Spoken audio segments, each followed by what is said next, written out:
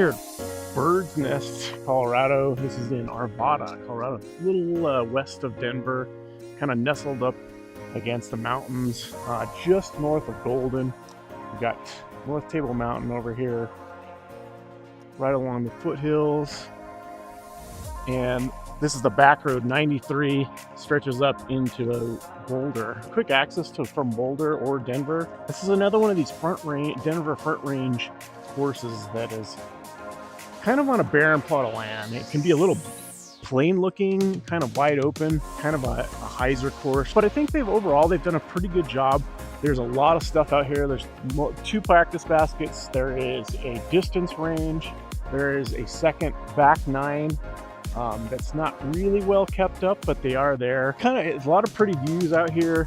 Great place to practice. There's some really fun shots. There's some long holes, which you don't get. You get a couple par 4s, a couple big bombers. There are some tight lines.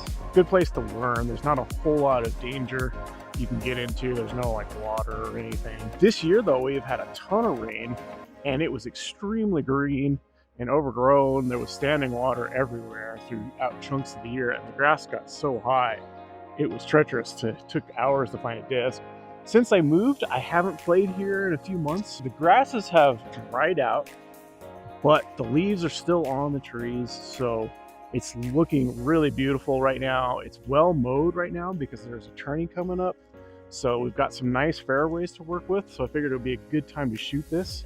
This is the site of my first win ever. I won an MA 40 event here early at the beginning of this year. This coaster is very home to me, so let's get out there and we'll get at least the first 18 in today with maybe some extra tournament layout holes I'll show you. Anyway, let's get to throwing. Hole 1, you start off with a big bomber. I've never seen it in 365. It's almost always in the 470 to the left or the 490, which is where it's at right now. You can see way down there, there's a group down there about to putt out.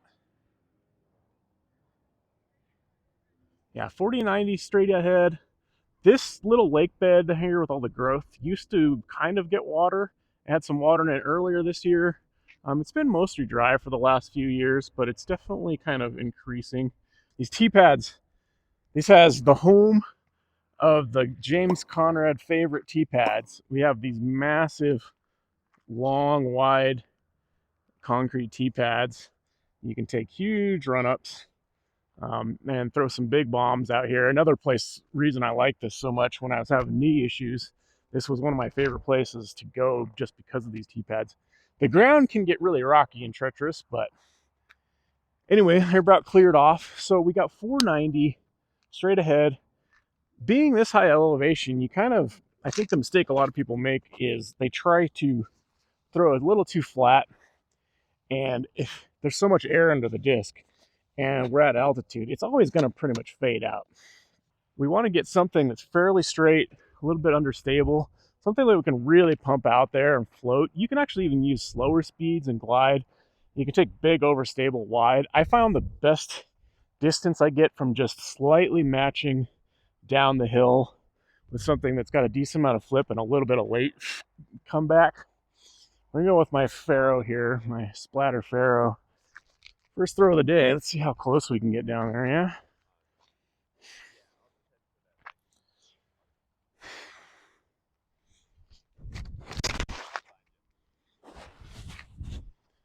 Oh, we got good turn on that.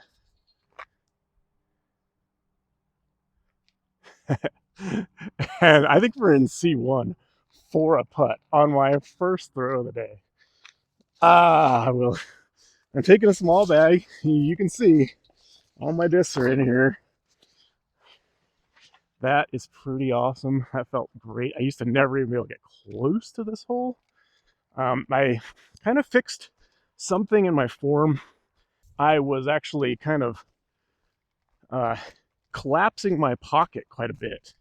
And so what I've been really trying to work on, and it's interesting because like Overthrow just did a video on it too, right when I was kind of self-discovering this, watching my own videos, about getting the deep pocket. I think there was another couple people too, about getting the deep pocket and really kind of trying to lead with the elbow.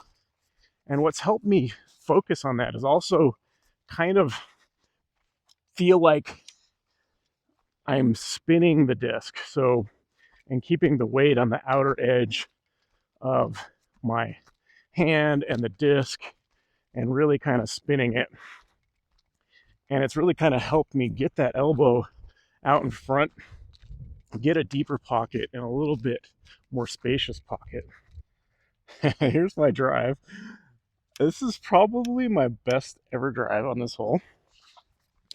And I've tuned it in the left position over here, which is kind of usually directly left to where the camera is. Flip plays in practice. I've never tuned it in this position, so this would be a good sign for this weekend. No. Left it short. Man, I mean, first putt of the day. All right, mulligan putt. Haha, not meant to be. All right. This one we didn't get. These darn old baskets. But, oh man, what a great first drive on a terrible first putt. Oh well, it happens. But as you see right now, this is as pretty as this place is. Well, actually, earlier in the year, it was very, very green. So all of this grass was green and a little bit lower. And it was really pretty. And there was a lot of kind of, wow. This middle section right here with the trees was all like, you know, half a foot deep water. So it was a little treacherous. This is one of the harder tee shots on the course. You've kind of got this nice little gaps you have to hit right off the bat. It's about as close to a tunnel shot as you're going to get in Colorado. All right, so we'll get you a look at the map. Here's hole 2. It's 250. So we got to hit that gap. There is a left position that's back over here, and there's kind of like a, we'll go wide here. There's kind of a hyzer line. The main line is to kind of hit straight or get kind of a right pushing something over stable. You can kind of flex around that tree. That little vertical limb comes into play a lot for being just such a thin, small thing. I'm probably just going to go hex. I can probably get there now with a putter, but I find a little bit easier just to go with a mid. I can throw it a little bit softer and find my line a little bit more consistently here.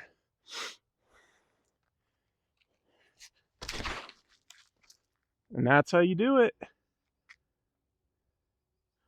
And that's that's about as perfect as you can get it straight down the line. I also, my other play is to kind of use, I started flexing some stuff, but I didn't really like it. I'm also going to try and throw another one. So there is a long pin to this. I've never really seen it played much, but it's almost straight back. You can almost see the white band back behind the trees there. It is a long way back there. And I'll kind of show you it. It's another probably 150 beyond this, so probably in that 400 range. I got this new DD. I'm going to see if I can't kind of flip this, hyzer flip this, and get this to carry way out there. Just in case, I have a feeling they might add it, the long basket in this tournament. Normally it's played as an extra basket from another location, but get off of that. Oh! I think that was going to get all the way there. That doesn't hit that little limb. The left location sits about right here on this little hill. This is the straightaway one. Oh boy, we kind of parked it. And then now you can see the further location back here. Pretty hard to get to. Extremely hard to. If I would have flipped that DD, if I didn't miss that branch, I think it would have got out here somewhere. That's right in my distance. If it is about 390 or so to get into that grove. But man, you got to really get something flippy to hyzer flip that distance in Colorado. That DD kind of works. It's starting to like it. It's a little hard to control. It's a little bit flippier than my wave, which has kind of been my go-to for quite a while. But oh, we could have had a 2-for-2 start. Oh, that would have been nice, huh? Oh, get the lots of views. Like I said, it's not very often that you see birds looking this pretty. In about a week, this place is going to be pretty barren. There are a couple longer positions to it. I've always seen the B played quite a bit. I've never seen C. It's way up around the corner. And shout out to some trash panda, the Colorado Legend. This one is kind of in this middle position. It's 305 up this hill, but this thing plays quite a bit further, honestly. I kind of got a small bag selection here. Oh, actually, though, after that first play, I don't know. I have a new FD I got. Probably better off throwing this, but my old play, though, if it's this place is always kind of windy. And the way this ridge works, when it's windy, it's usually coming down off the mountains here, right to left or straight at you. And as soon as the disc gets above the ridge line, you get kind of some massive fades. So my play has always been to kind of go straight at it. But now, I mean, there's no wind right now. I can pretty much go hyzer, kind of a little bit hyzer with a driver and go straight at it instead of straight at it.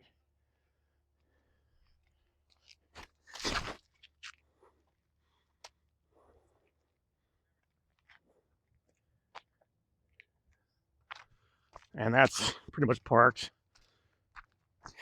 Yeah, I found if I kind of disc up to a driver now instead of trying to go fairway low straight at it, the problem is if you miss that straight line, you can just hit the hill and be pretty far away, or you can kind of fade out, not have much of a look if you early release it. So I found, I mean, it's Colorado, you know, take your big hyzers when they're here.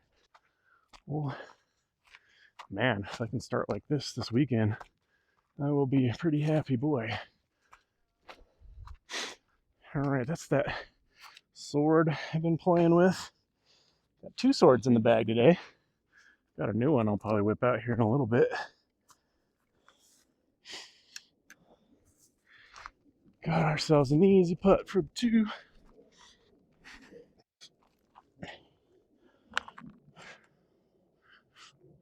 Oh boy, I almost missed that.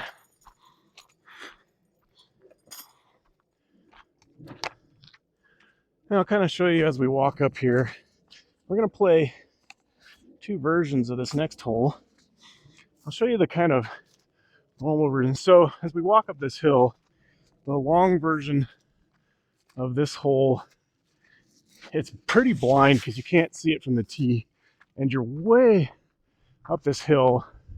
And this is circle 1 right here for this kind of longer position. Pretty hard to get to unless you have a massive arm. And then, like I said, the other back position is up there somewhere. I've never seen it in it. So we're going up to the long tee pad. This is kind of the normal tee pad.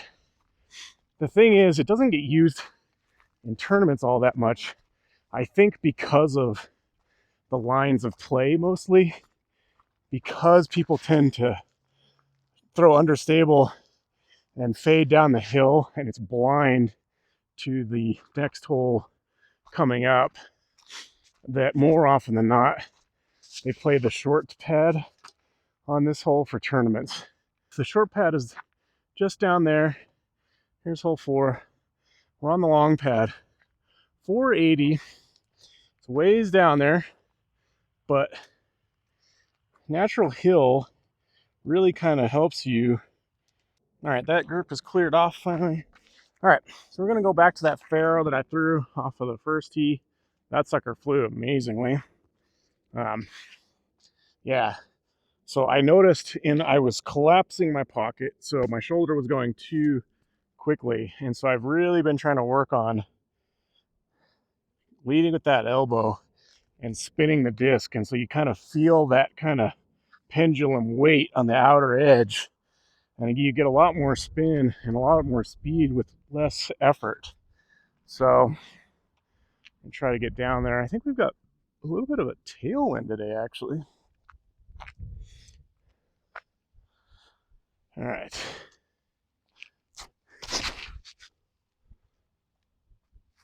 Oh, look at that. Oh, that might be a putt. That Pharaoh. Man, why did I stop throwing that thing? I think it got kind of flippy on me because I put out a couple windy days. And so I've been kind of throwing some slightly more stable stuff. I got a bunch of new stuff. I've been throwing that Lucid Ice Orbit King, and that thing's been amazing. Gets me some crazy distance. But I kind of missed my Pharaoh, so I'm doing the quick bag just to make it easier to get around here with the camera. I found that it's a little bit easier to film with this thing and carrying the camera around than trying to do a full bag. All right, so here's the short pad. And like I said, because of the proximity of this basket and the people's tendency to kind of throw down that hill and turn it over down that hill, the tournaments almost always throw this, use this tee pad. It's 345 from this tee pad. We've actually got a tailwind. Normally I like a kind of an overstable 7-speed, and you throw at the corner of this hill and you play for the skip down the hill to the pin. I'm actually going to go whip out my Zottle with this tailwind. And I think I'm throwing so well right now and with such power today, I think I'm going to disc down here and we're going to go with the Zottle. See if we can get there here.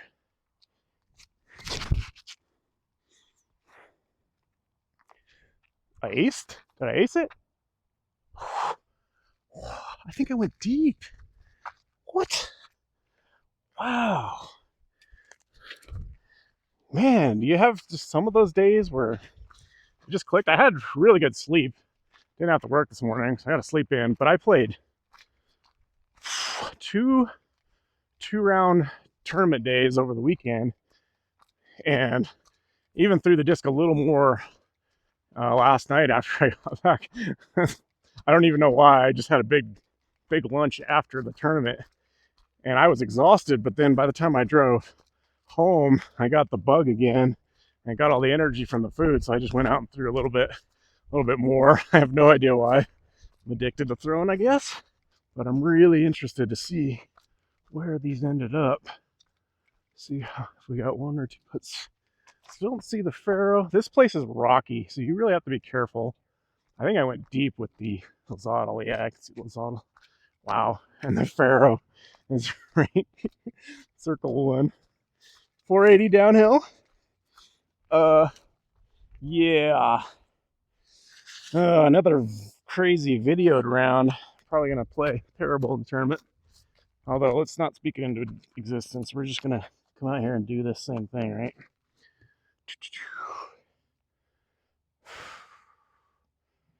Twos are pretty rare on this from the long position for me. Wow. Wow.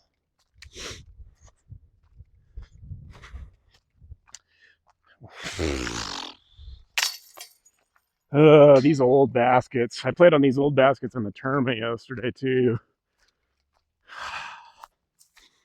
All right, I don't know if you can see me, a little out of frame for the Zottle from the short pad. A little bit longer of a putt, actually. Well, at least I buried one of the two. Sigh. All right, we've got another kind of a change hole, but we got another actual kind of tunnel shot. Now, normally, in the last couple of years, I haven't seen it in this position very often. It's usually up on top of this hill up here, and it's kind of a big hyzer up over these trees. It's in that B. Actually, I think that's considered, yeah, I think that's considered B, 320, but it plays like a 370-foot hyzer. It's hard to get the angle up above the trees to push to the back of that hill. Right now, though, I like this little tunnel shot. Although, I will say, you can completely take the tunnel out of the equation. I did this. It was in this position earlier in the year in the tournament I played, and I just took the big hyzer because it's Colorado, right? It's the Colorado way. Take the big hyzer. Um, we'll throw the tunnel shot with the pure. See if we can't pure it with the pure. That next group is gone. We're gonna throw. I'll throw the tunnel shot, but like I said, the tournament play. It's probably just to go over, but we're out here having fun. There's not many tunnel shots in Colorado, so let's throw it. Look on our release here. Oh, I didn't turn it enough. Oh, but I got sneaky. All right, got sneaky. Actually, I'll throw the new tempo. I'm gonna see if I can't get the tempo to get up there and dive. Take the hyzer line here. It's kind of a boring line, but when you have the power to throw it, and for some reason I have gotten really good at throwing this high angle stuff. Something about the reaching down and reaching up and following through, it's actually helped me understand the power pocket, and I get more consistent power this way. So I understand why the hyzer is so useful, right? Because we can just kind of go.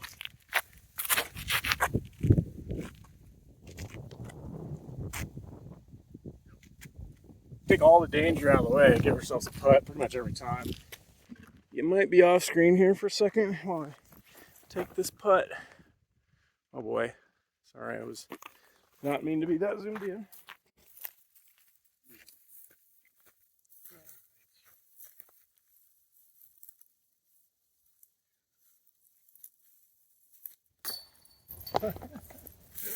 Oh, oh boy, we're jumping them out all over the place today.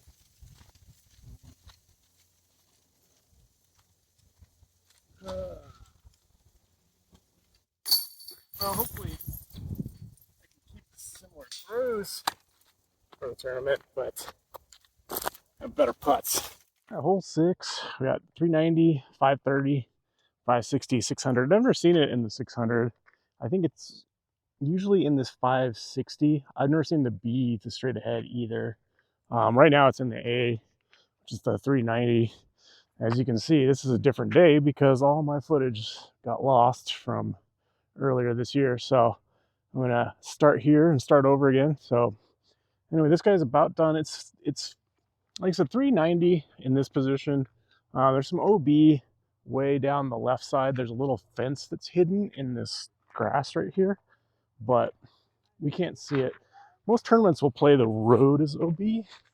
All right, at this distance, I think probably there's been a little crosswind. I'm going to go with this Emperor. It's pretty light. It's not like super overstable. Should be a fairly easy throw out there.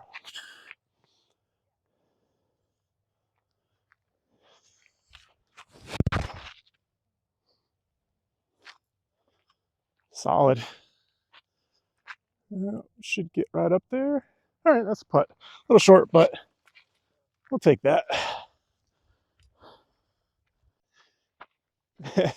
Oh, and I forgot my hat too, so my hair is going to be all a little wild as this wind goes around. But yeah, it's unfortunate because I really wanted to get this filmed when it was still like really pretty. Now we've got kind of the barren wasteland that is typical bird's nest, but it's not so bad. I mean, this is just before New Year's, so it's nice to be able to still play this right now and not be covered in snow and mud. It's been pretty dry December, so thankfully I can get out here and finish this video. I almost recreated those two shots that I took, my tee shot right off the car and then my shot on 4. So I'm feeling pretty good. This is a couple months later, obviously. Yeah, and I felt just super smooth. Just trying to work on that because I'm really more focusing on my body right now. And I've got more of a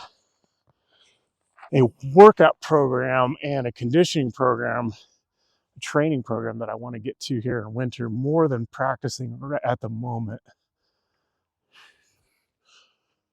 Oh, short. My putt has felt pretty good lately, but it's been up and down. I haven't really been putting as much as I can. This is a good driver practice. This distance at 390, and with the kind of the OB left, you can't get it hyzer too much, but you have a ton of room to work with out to the right if you want to go for turnovers and stuff. Depends on where the OB line is. As we walk down the path to hole 7, this little clump of bushes right here is kind of the long pin that I normally see. The 561 is right here in the middle of this clump of bushes. Hole 7, we got 325, 365, 425. This one I don't think is ever going to move again. So I think those positions are kind of old positions. This new one, he built up a mound out here, a little island. This is kind of the signature hole out here. That guy's putting on right there. Kind of a multi-tiered island that, like, it depends on kind of the tournament, if it's pro division or not, how the par will play on this. At 425, it's definitely an am par 4, especially with the kind of elevated basket. I actually went past this basket in a tournament lately. With that king that you've seen in some of my other videos. There's kind of a crosswind.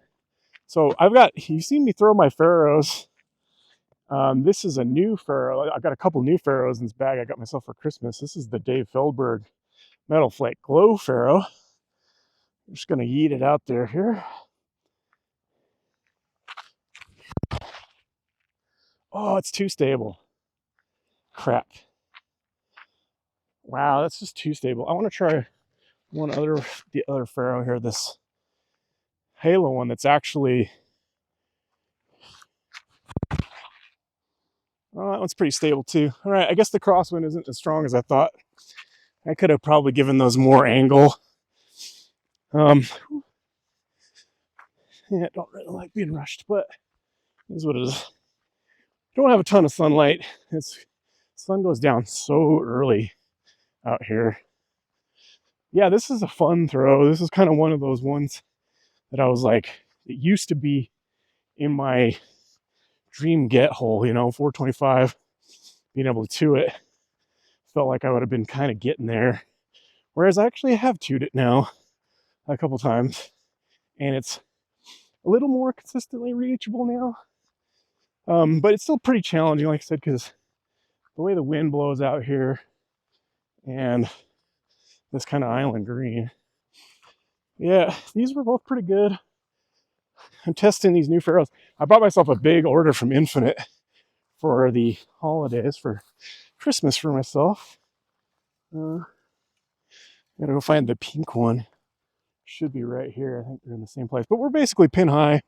I just needed to get those. I expected those to turn a little bit more with the crosswind. But you get a pretty good view of the island green here. Makes this approach when we're not in there. I could probably jump putt this, but I've also got my Berg X as part of that order. So we'll go approach with the Berg X here, see if we can't park it. The best option, I think, is to try and get onto the second tier low so you scoot in, because it's pretty easy to scoot off the back if you try to go for the pin. That's a little too low. Oh, I needed, dang it. I needed about a foot higher. Right power, right idea. But yeah, this is still a really good two. This putt, especially with how windy it is out here, this putt can be kind of a nightmare. I've seen people lay up from here. I'm not in layup mode today, though.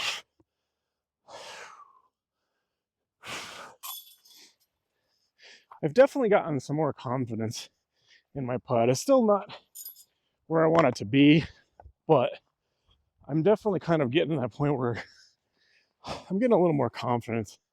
I don't kind of half expect to miss anymore, which I think mentally is a big part of improving. I love the quote here by LLJ. This is another one that doesn't move. It's just the one position, straight up 300. One little tree to miss out there. There's a couple if you pull right a little too far.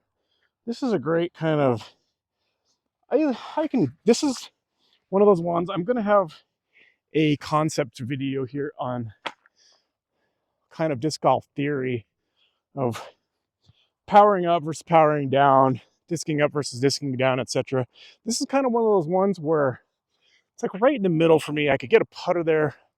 I could kind of get a fairway a little easier. I like to go mid and try to get it up on a hyzer and float a little bit because I feel like it lands a little better. So we're going to hyzer flip. This is this kind of moonshine claymore that I've been throwing lately.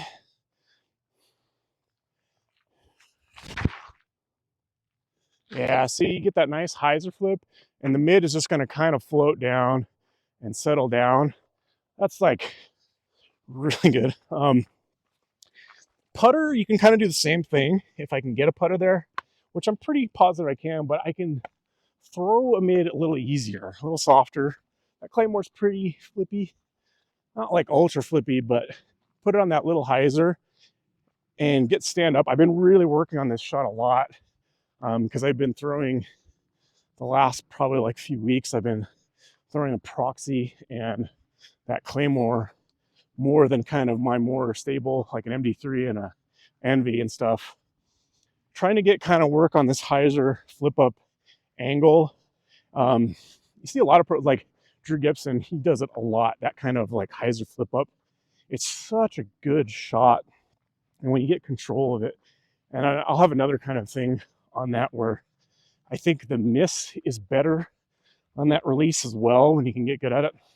Oh, that was a little short. I softed that a little bit.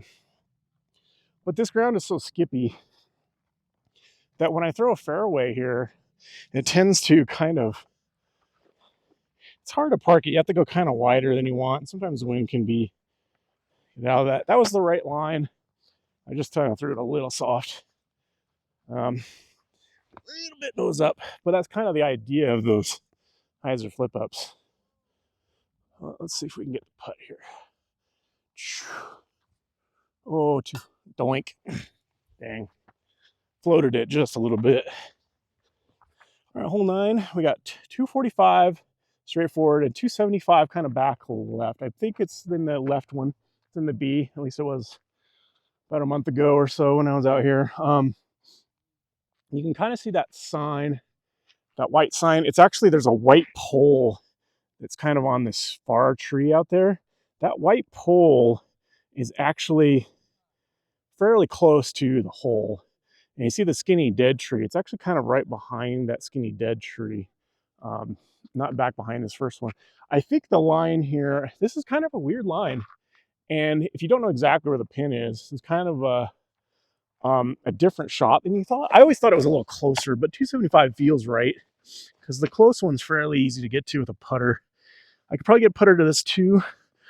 It could also kind of hyzer flip. Normally I hyzer kind of throw my hex up high and let the hex drift down because it's a little more stable. I don't know if that Claymore will get left as much as I want. So I'm gonna go as part of my infinite order. This is an Exodus.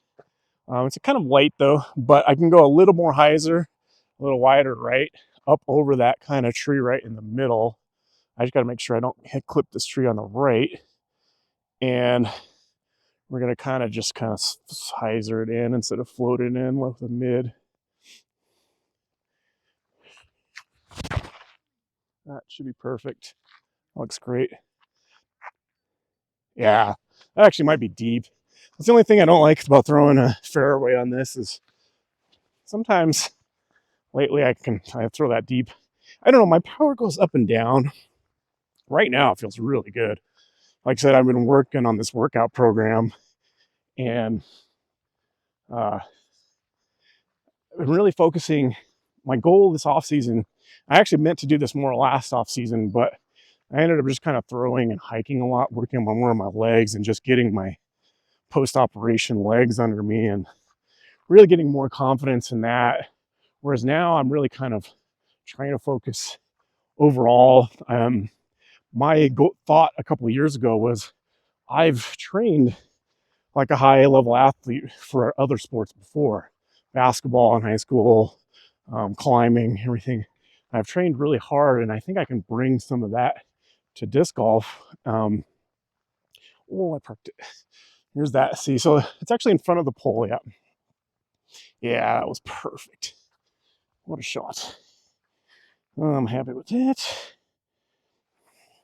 But yeah, I've always thought that even though I'm older, one, it's kind of a personal goal for me to see if I can get my body I'm about to be 47, if I can get my body back to a place where I feel strong and limber and athletic again, and use some of that training. Although I've definitely had to modify it. Part of the reason I got injured, where I don't throw forehands anymore, I actually tried to do this about 3 years ago, and I really tore my body up. I approached it a little too fast, and I was trying to do plyometrics and all this other stuff, and really try to get some of that explosiveness back. And I had really gotten really out of shape from the pandemic, and I tore my shoulder up real bad, and then my knees got really bad, and it actually ended up making it worse, and I got even further out of shape. So I kind of had to focus way more on mobility and kind of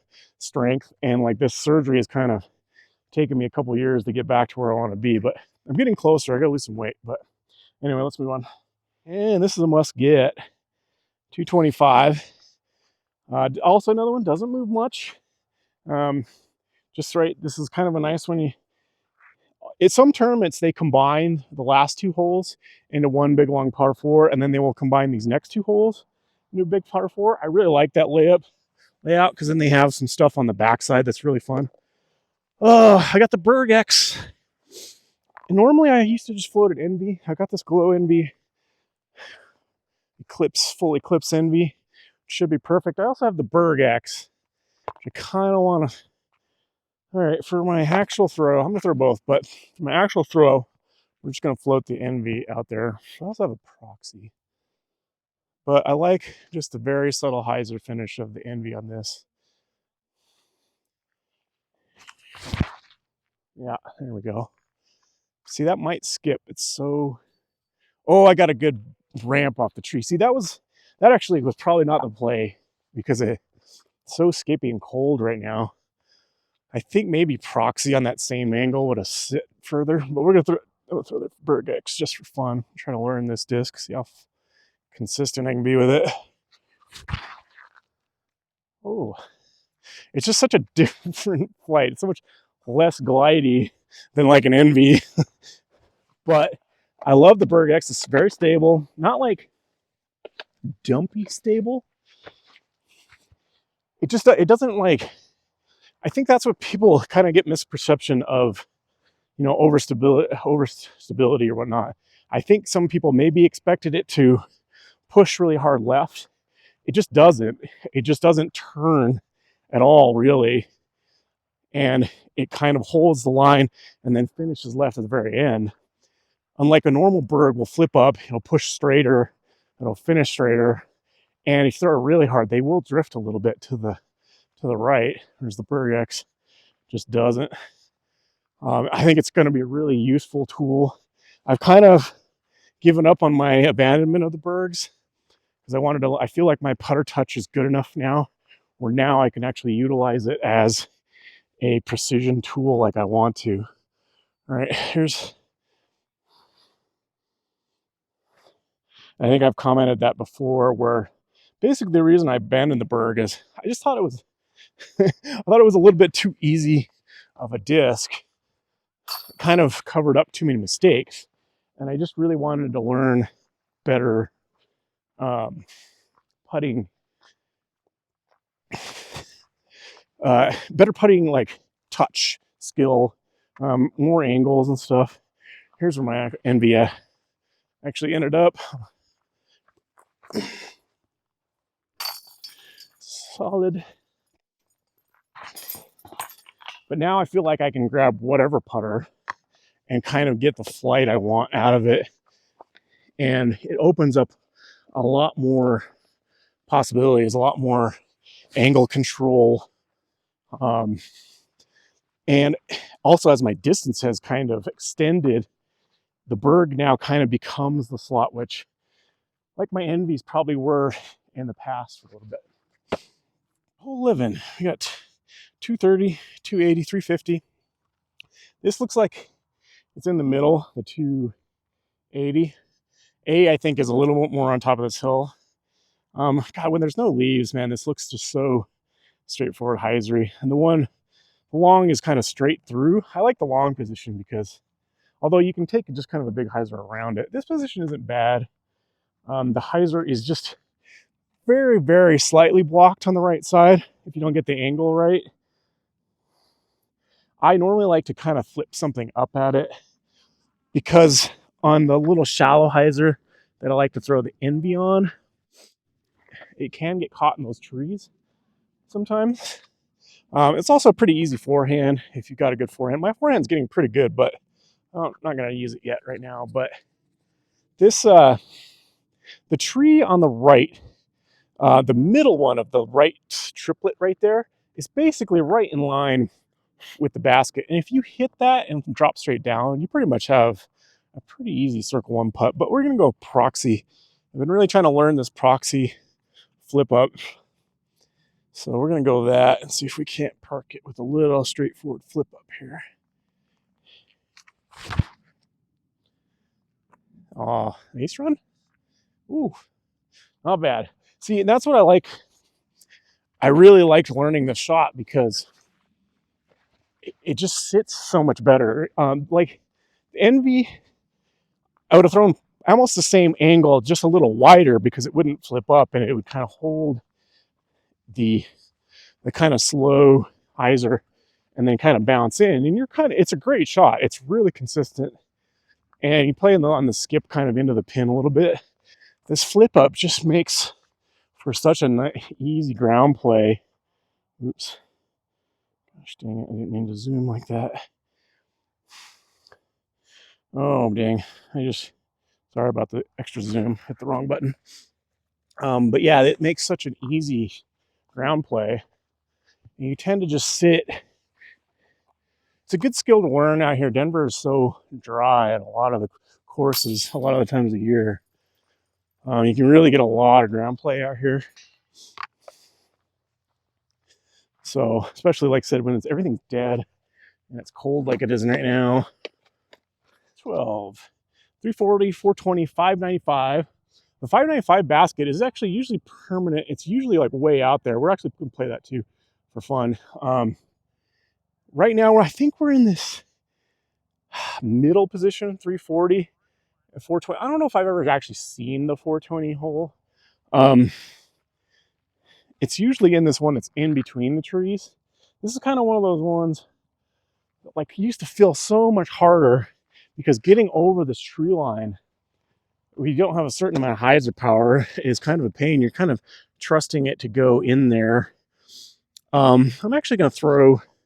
This is an Aztec, which Halo Aztec though it is way more stable than I anticipated. I have another Aztec in here I might throw later. That's like way straighter. But this one has been pretty consistent, so I can kind of keep this up on a hyzer above the right side of the trees.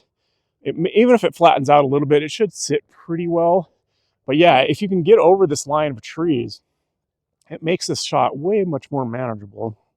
Again, Denver, hyzer city.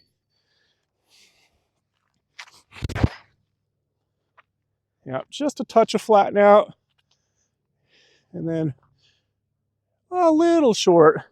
I didn't get around that second tree. That's a little short.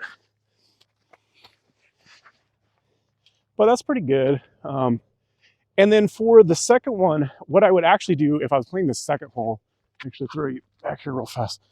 I would throw the same line, just something way flippier. And what we would try to do, I'm going to throw that Halo Aztec again, or Halo Pharaoh. If we're playing the long one, we basically want to kind of get the same line. We want to get into clearing just beyond those, a little straighter. As long as we clear that first line of trees, that sets us up really well. Doesn't really matter where we end up, but it sets you up really well for an open throw into the second basket. Yeah, I really like the tournaments when they make these, the long ones. It's funny because normally they consider this birdie alley here because this is called kind of the short, straightforward ones.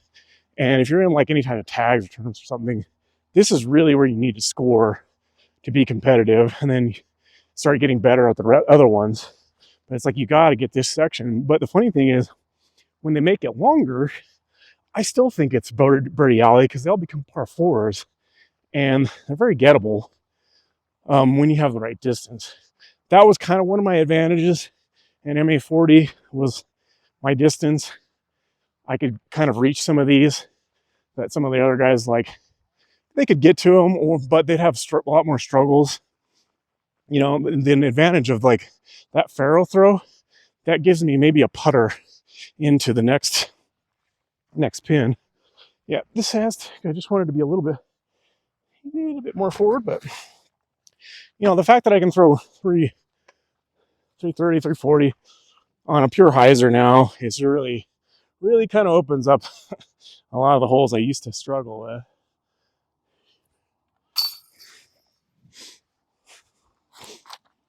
Solid. All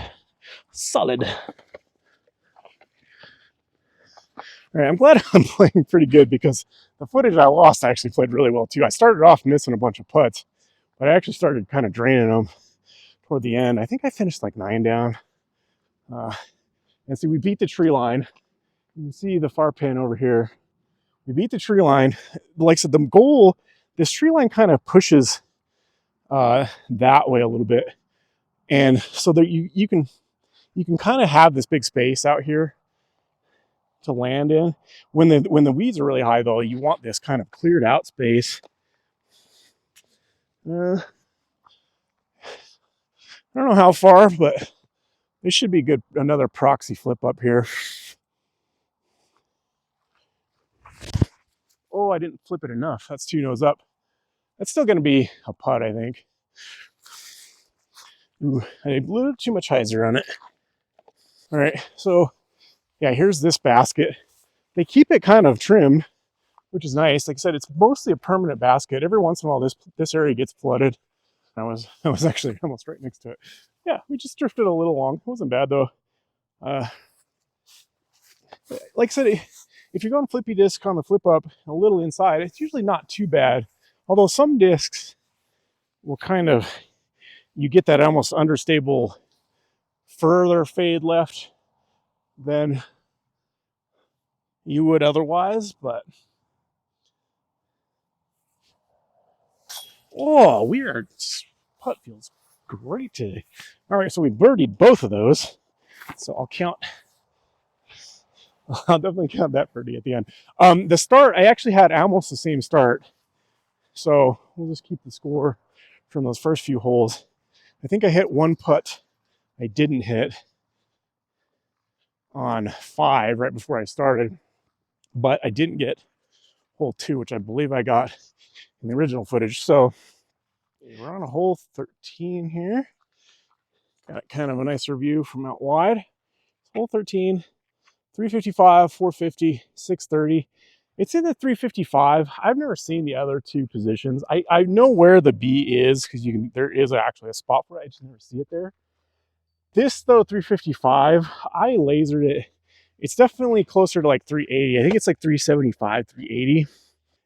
This part is pretty swampy and kind of gnarly. Kind of sucks for having forehand. There's a lot more stuff in the way. And the way the wind is usually blowing and just the way the tee pad shapes up, you almost have to throw over this hill toward those far trees and let it really fade back in. The Emperor maybe? Or, you know what though?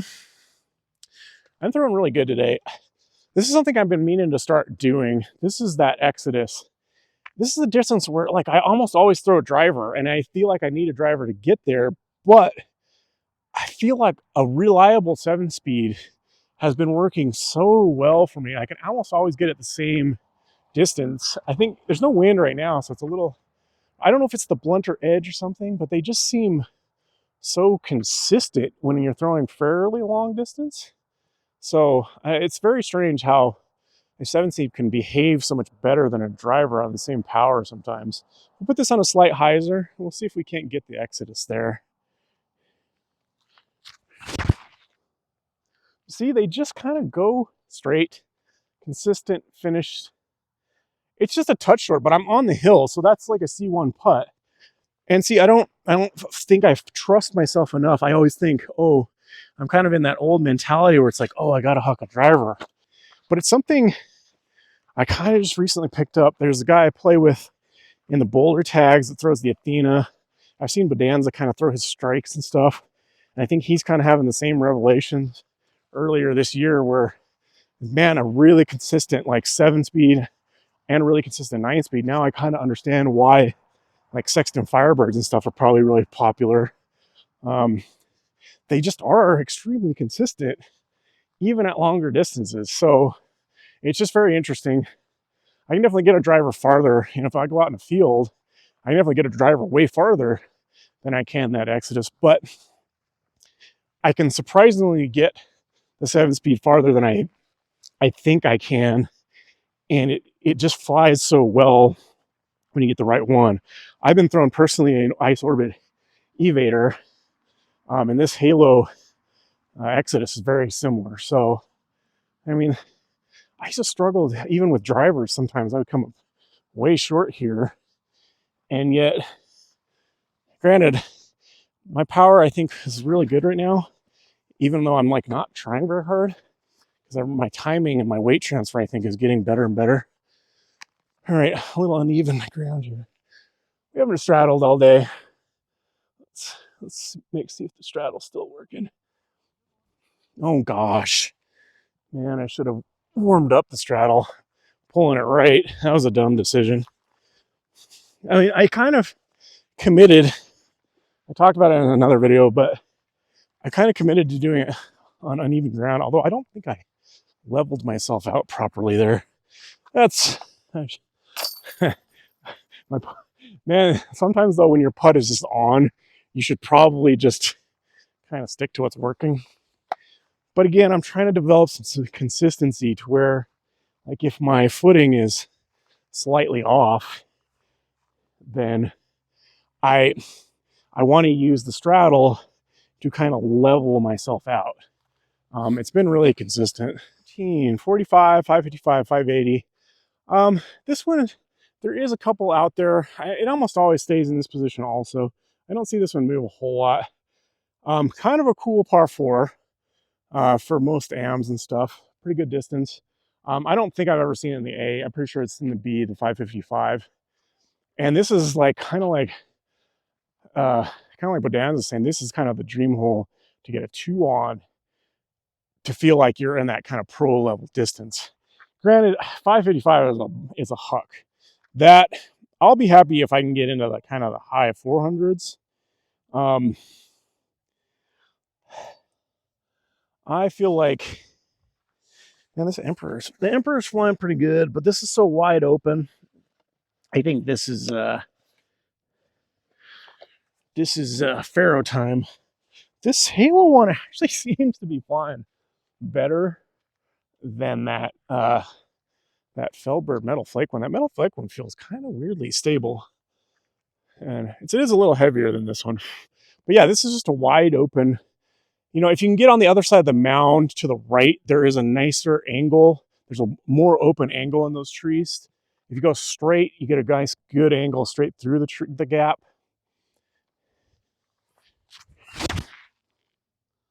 Yeah, that's pretty solid. Definitely not in 2 range, but I think I might be at the 420 tree. I think that tree is like 420, if I remember right. Yeah, we're getting up here. So, like I said, I was talking about how kind of, if you get over this mound on the right, that angle on the right side is pretty nice. You can go ahead and go straight at the pin. It's a little wider than the gap that's straight forward. Left is kind of hard because the gaps get a lot smaller. But like I said, you can also just go over the top. If you can get out here pretty far, like in the kind of high 300s, low 400s, there's a good chance you can probably get over the top. we didn't quite make it to the 420 tree. So, I mean, decent drive though. We're kind of past the hill. Um, one of my best drive ever on this hole. I've kind of gotten right up here somewhere in the mouth, and I basically had a long jump putt. This is a little further back than what I'd like, but I noticed I kind of rushed. I kind of sped up. I did the thing that I've been trying not to do in speeding up on the tee pad to get more power. I actually experimented with going even faster, and that kind of worked. But I haven't been practicing that. I've been going backwards, going back to really slow. And interestingly, I threw the other faro with a really, really slow walk up, and I actually ended up about 15, 20 feet further. So it's kind of funny. You don't need walk up speed necessarily to generate power. It's the smoothness. I think it can help, but it just hurts the timing a little bit more. And I got a theory video I want to do on that too. But now we're going to do the straightforward gap. Like I said, if you can do a forehand gap as well, you could do a flex on the right side, a little more harder. I'm going to go Berg X right here, straighten the gap, see if we can't park it here. Oh no, get through. Oh, I got so lucky. That slipped out of my hand. And that Berg is pretty stable, that Berg X.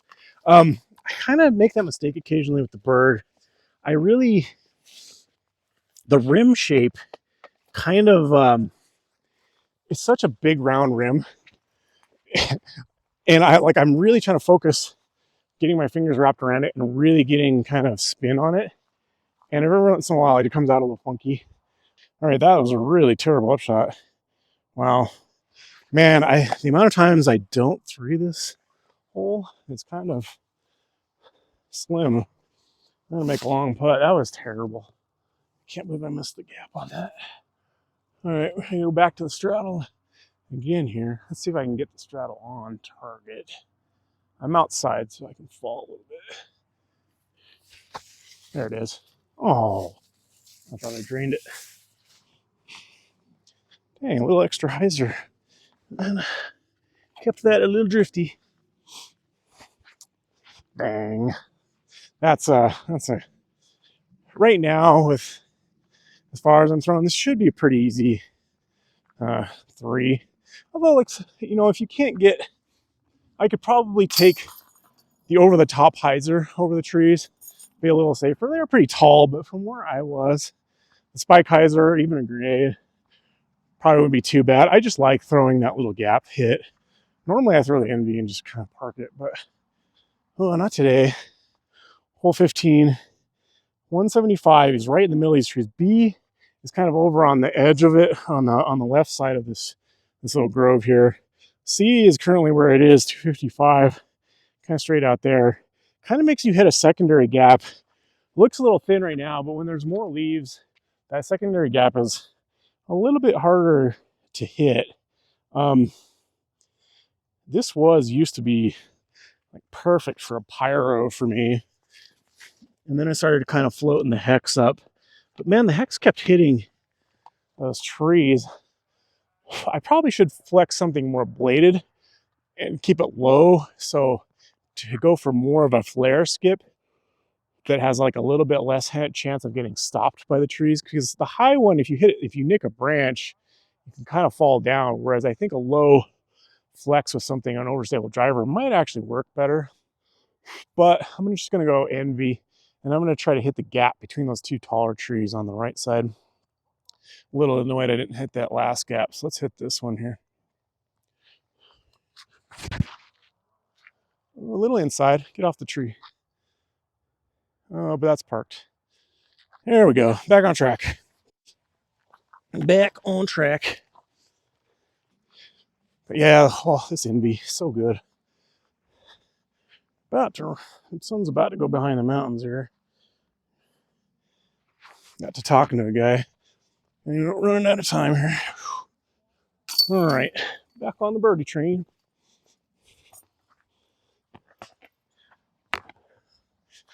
That one feels good. All right, hole 16, 290, 355. 290 is a fun shot. It's kind of over on the right side, just inside the first layer of trees. Nice flip up that glides in and sits in between the trees into like a little tiny bowl there. The 355 straight back, and this tree line is further than on hole 12, and it also kind of extends. This tree line extends kind of back to the right. So the further right you get, the further back the tree line goes. So it can kind of be hard to get a pure hyzer over it. I still think that's the play nowadays. My highest rated round of the year, I probably would have gotten 1,000 rated round finally if it wasn't for this hole. I threw a driver up over, looked like it was really good. We got up there. This is in the middle of summer. The weeds were so high, you could not, it was so hard to find anything. And this gets kind of wet in there, and it was really thick underneath. I'm actually going to go to the DD1. I want something a little more flippy because I'm going to throw it really high. So I want to make sure that it flips up, and then I'll continue the story. But yeah, basically we couldn't find the disc, so I had to re-tee. Let me throw this tee shot.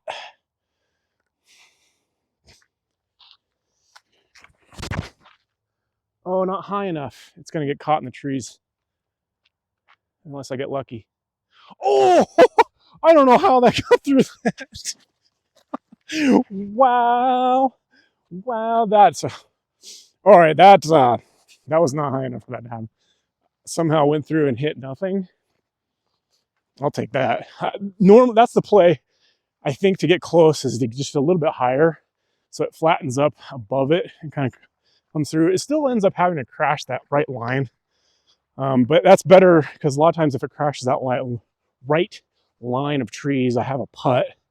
Versus if you try to kind of crash through straight through or something, man, you can be left so far back with nothing really.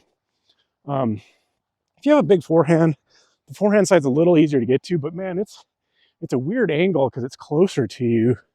So you kind of have to, I think maybe a big turnover could work too. But anyway, back to the story. So I had to re-tee. I threw it again. I threw it almost just like this, but a little higher. And I finished just on the edge outside of circle one, the mode circle. So I was kind of, see, that's where the close pin is. And so you can kind of see this kind of thick line of trees here. Kind of cool. There is this space out left that's shorter that you can get into if you can get over, if you just want to hyzer into a safe spot. But I landed about right there with the second drive, hit that long putt to save the 4. Got up to the next hole, birdied the last 2, finished with like a 980 something, I think, round. Ended up being my highest of the year. But the group behind us actually found my disc, and it was literally almost closer, just in the back edge of circle one. So had I not lost that disc, if we would have been able to find it, I would have had a birdie putt. But I would have shaved off at least 1 stroke, which would put me into the 990, possibly 2 strokes the way I was putting that day. And I could have had 1,000 rated around, which sucked. Didn't get one. Felt like every time I was on pace or close, just something dumb would happen. I had another one in a tournament going, and I absolutely just melted down. All right, hole 17. 345, 465. 345 is kind of right on the middle of the hill. I'm pretty sure it's in the long up there. Kind of plays as a par 4 in a lot of tournaments. At 465, it plays closer to like 500. It's fairly uphill. It's pretty hard to get to. It's hard to see right now, but this middle section is kind of rocked off between fairway 1 and fairway 17. And that'll usually play as a hazard. And it's crazy. I went up here and threw like so many drives practicing this kind of slight flex to get a little extra distance over these trees. Never landed in it once. And of course, as soon as I get in a tournament, landed right on the edge of it. But then again, later in the second round, I actually threw it in for eagle. So my first official tournament eagle was on this hole earlier this year. I like to kind of flex something, and normally I'd probably go with something like a Cloudbreaker Emperor, a little more stable. These Faroes are so new though. I'm gonna trust them. I'm gonna go with this metal flake one because it's been feels pretty stable. And what I try to do is get it flexed high, straight, so it comes back, gets up the hill, and maybe give us a long look at the two. Like I said, I'm gonna go slow. I'm not gonna go fast, and I'm not gonna throw hard. I'm gonna go spin and smoothness here. Yeah, if that comes out of it, it's so good. See? Perfect. Right on the hill. But like that's the throw I've been getting every time lately out here. Not as far as my farthest ones, but that throw right there would give me a putt for the middle one. And it gives me kind of a clear opening to the long one. But man, I flirted with that edge so closely. And yeah, I don't know what it is. One of those things, man.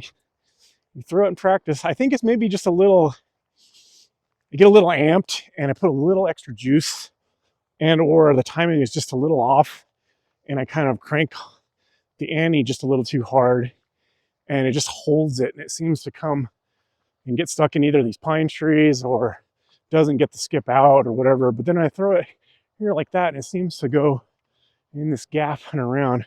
I just like that shape because it kind of goes, it's the shape that goes around all the obstacles as long as you go over that first tree. Like I said, you can bail out here to the left with a shorter throw and give yourself an open angle, but it gets harder on this right side because of this rockery if you're playing the hazard. And then, yeah, you can see me right on the hill. I'm basically dead even with the clothespin. So even though, like, see that clothespin, it says it's 345. I mean, that felt like a bomb. I got an anhyzer on a Faro because it's uphill. It really plays a lot farther. And a lot of times the wind comes off up from the tee pad of hole one a lot of times. But this is almost the spot I threw the glow berg in for eagle. So we are gonna whip out the Berg X. Oh gosh, I was gonna flip it. I guess I could technically flip it as though I marked it. But man, I used to kind of struggle with this shot because like the hazard extends all the way up there. I mean, it's a really easy forehand flip up there. There's more space. The little backhand hyzer is fine, but the backdrop kind of allows you to run straight at it. So kind of what I'm going to do is just run straight at it here. Oh, dang it. Dink. A little low. Man, another eagle would have been great. I pulled that just a touch because of that Berg X is a little more stable. Not quite as straight as the normal Berg. I almost loaded it in there. But yeah, because of the backdrop, man, I used to like struggle trying to get the distance right, throwing it uphill. You can kind of get weird early fades when you throw it up into the air, especially if there's wind. And then I was like, why do I not just go straight at this thing? It's just going to slide right behind it if you miss. I mean, yeah, you get a little downhill putt, but I mean, I'd rather have that. Oh, so an ace maybe. Sounded like an ace. Kind of a must get 3 when it's par 4. All right. Hole 18, 240, 310, 420. I don't know if I've ever seen the 420. It's way back there on the hill. This is in the 240. You can just barely see it. And then the 310, you can't hardly see. The 310 is a really cool hole because, one, it's kind of blind, but it's also in a position on this hill that makes for some interesting throws. You really have to get a kind of strange flex on a backhand to get it to sit right, even on this shorter one. But if you have a good forehand, you can just throw the forehand and spike it into the hill pretty easily. You're going to get a good look here at my new and improved forehand. I'm going to pull you back just a little bit. I've been working on my forehand. I finally switched from a 1 finger to a 2 finger, and I finally found out how to make it comfortable, and it's been working really well. And so I think it's actually dependable now, especially on a short one like this. I'm going to go this glow zone. This is the Ezra ESP Glow Flex here, or ESP Glow. Yeah. Oh, ace run. Oh, oh, oh, I don't have a forehand ace yet, I don't think. Or do I? Was my first ace? Oh, my first ace was a forehand. I almost forgot. That's funny. But I don't think I have a forehand ace since. Probably because I stopped throwing forehands shortly after that. But the only bad thing about this is you can kind of get rollaways on this rocky hill here. And it looked like I flashed chains from my point of view. Well, oh, yeah, I don't think I missed it because I went in front of the chains and I'm a little bit behind it. I do not think I missed that by a whole lot. That is pretty solid end here. Yeah, it's definitely getting usable. I'm kind of excited. I'm taking it slow. Another reason why I want to work on my body though. I'm taking it slow. There we go.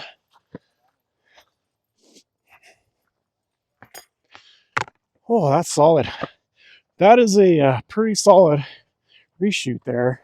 I don't know if I beat my original shoot score or not. I actually haven't been keeping track, so. Yeah, there we go. There you have it. There's Bird's Nest, Colorado. Not quite as pretty as when I began this shoot. There is a back nine, so a lot of times what I do is I go over here. The back nine actually starts down here, so you can walk right off 18 and you throw up over this hill. And then there is kind of an unkept but fun back nine back there. In the conditions right now, I don't think I'm gonna even try to film it, but eventually I'll get a kind of a preview of those back nine and add it on as a part 2 here. Finished just in time. So that is the front 18 main section of Bird's Nest.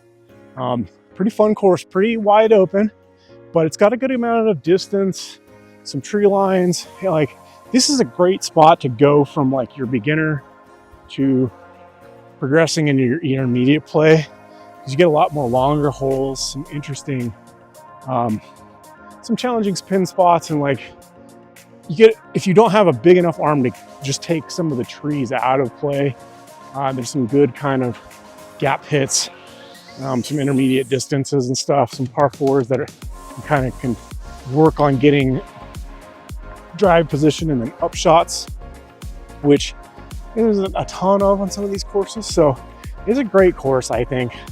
Love the tee pads, the facilities. You got practice baskets. You can do some really cool safaris. There's a distance range. Honestly, if you can see, I can't add in my little 1,000-foot challenge. For some dumb reason I thought 350 plus 350 plus 400 is 1,000. So I was thinking I needed to hit those, and that's actually 1,100. And apparently I can't math. But yeah, this is a great spot. So it's been a good home to me and a great spot to kind of expand. But like, it gets pretty easy. Joe Revere on a harder layout than what they have here. Well, I don't know, maybe a lot of par fours, but he got like a 19 down on a layout out here. But you can have some really cool layouts with the back holes.